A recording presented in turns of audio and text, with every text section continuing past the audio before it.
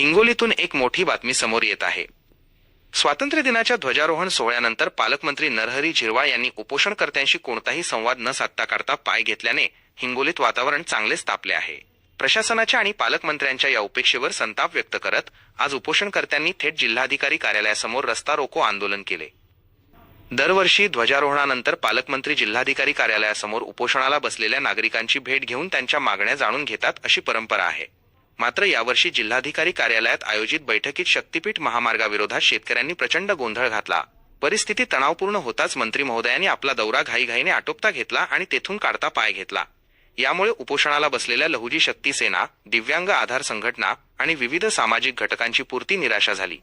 प्रशासनाकडून दुर्लक्ष झाल्याच्या निषेधार्थ आज संतप्त आंदोलकांनी जिल्हाधिकारी कार्यालयाच्या मुख्य प्रवेशद्वारावर रस्ता रोको केला आणि पालकमंत्री नरहरी झिरवाळ यांच्या विरोधात जोरदार घोषणाबाजी केली। या ठिकाणी साहेब सर्वप्रथम आपल्या चॅनलच्या माध्यमातून या ठिकाणी आपण आला आमची भावना जाणून घेण्यासाठी त्याबद्दल तुमचे मनपूर्वक धन्यवाद।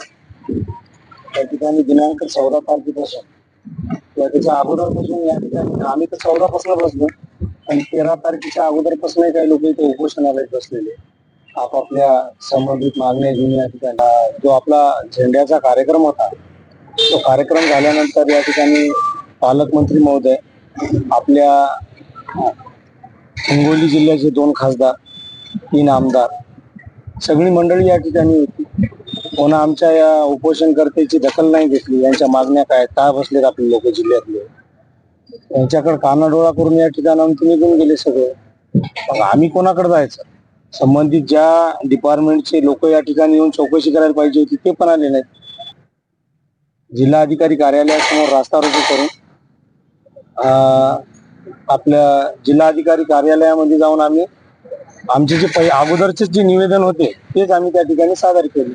त्या ठिकाणी अपंग आहेत, त्यांना बिचाऱ्यांना चालता येत नाही असे लोक या ठिकाणी आपल्या मागण्या घेऊन बसलेले आणि रितसर मागण्या येतात।